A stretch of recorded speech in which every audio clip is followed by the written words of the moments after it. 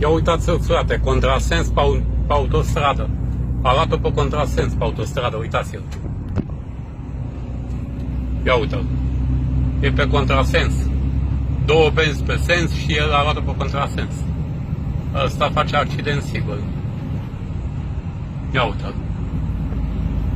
Ia uite, mamă, el o să se ciornească. Să-mi fac picioare așa ceva. Ia uite-l.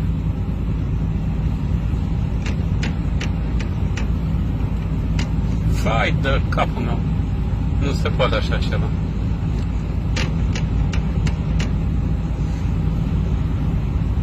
Pe contrasens, complet. Mamă, dar ce era să se ciocnească cu ăla.